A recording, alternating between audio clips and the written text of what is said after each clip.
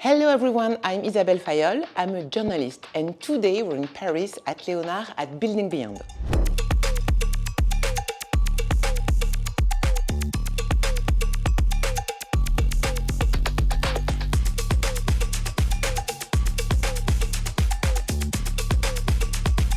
In this new episode, we are going to explore new emerging solutions in the world of renewable. Josh, welcome. Thank you very much, Isabel. It's a pleasure to be here. So, concerning your startup, Sostratus, it's a concrete example of energy-related solutions in the UK. First, how does it work? The road-based energy recovery system that we've brought to market, it works very simply. Vehicles drive over our system and we generate power. So to break it down a little bit more granular for the technology experts out there, we like to call it our piano keys. So as soon as the vehicle drives onto the system, each tyre then compresses down each piano key, and then under there, to get even more into under the bonnet, we then have a series of sprag clutches where once activated, it spins a shaft the whole way through the system. And then once that shaft is spinning, that's then increased even more by a gearbox. And then attached to the gearbox is a generator. And then we generate power. Can you give us a few examples of sectors who can use your technology? Anywhere where you have high density of traffic, essentially. The likes of ports, where there's high amounts of HGV movements everywhere. Airports, again, as I said, and logistics parks, business parks, retail parks, toll roads, hospitals, university campuses, literally anywhere where you have loads and loads of vehicles, from cars all the way up to HGVs. And then we're also working on a more heavy duty system so that we can look to go into the mining sector as well. How did you have this idea? So the idea was actually made by an inventor who designed and developed and even got the system manufactured himself and installed it in his own garden back in 2012. So there's 7 patents which surround the system itself as well. And we were introduced to him about 5 or 6 years ago now. And anyway, he was an inventor and he didn't have a commercial kind of instincts and bone.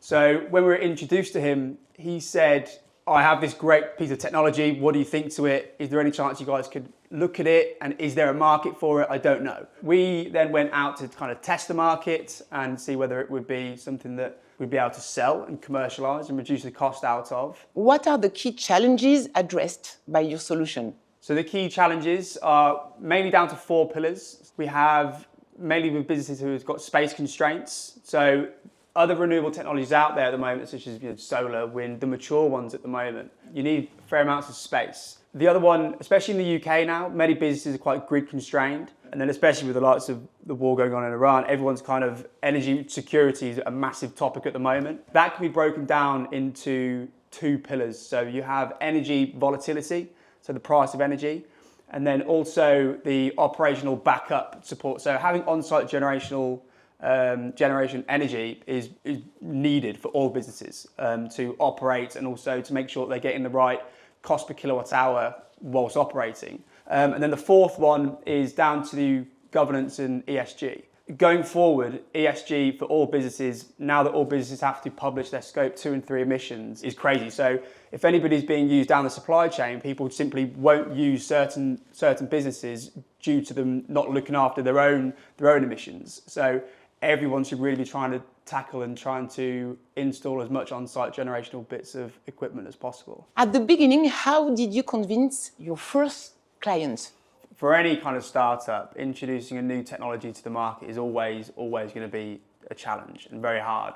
All businesses are very risk adverse to new emerging technologies. So we're working with the likes of Bureau Veritas to carry out third-party verifications, and we've also been seeking to do live demonstrations. So we have a live demonstration later this year, hopefully with a large airport in the UK. I won't say their name. Congrats. Thank you very much. And then with several other ports as well in the UK. So those are 2 main use cases, ports and airports, with the amount of traffic they have at those different places. How much time does it take to set your system? This is something that we knew needed to be very quick, because with where we're going to be installing these systems, these are people's revenue streams and they're very, very, very busy where we want to place the systems. We've now, with our final design, installation shouldn't take any more than 24 hours. So our new design is sleeker, thinner, better, more aesthetically pleasing, and also more efficient as well, so it works better. More in general, what does a startup like you need to develop?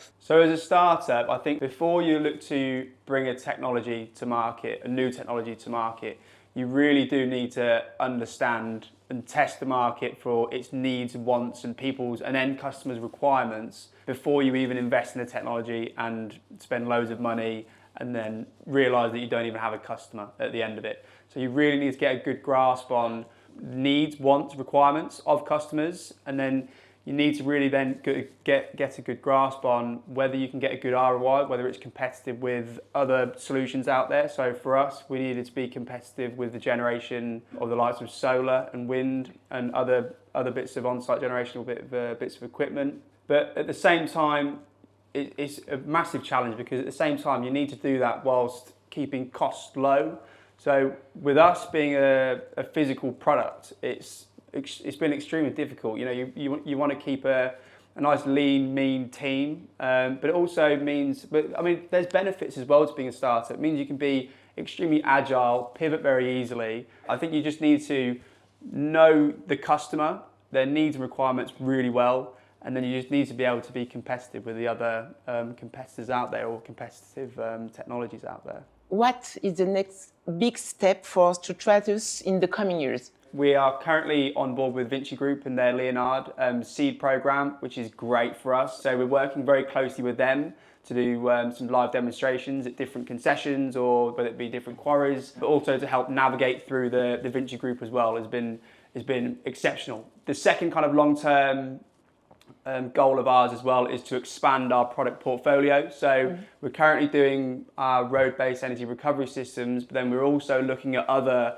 motion to energy products as well, such as wave systems. We're looking at reefer containers and then on vessel types of generation as well. To end, Josh, in some countries, it's recommended to concentrate investments only on a few major sectors like solar or wind to accelerate. If you have to sum up this vision in a few sentences, what would you say? Coming from Sostratus' vision, so we already have businesses over in around the world, especially in the States, where we already do big solar jobs. We're doing a wind farm acquisition, I said earlier. We're very technology agnostic, so we come at it from a view of being, I don't know, having a diverse portfolio of technologies. So we're completely technology agnostic. And the reason why we do that is so that we can provide the best, most tailored solution to a customer. Rather than just coming to you and trying to give you as much of one thing as possible, that may not be right for you. So I think offering and being able to give a mix of the perfect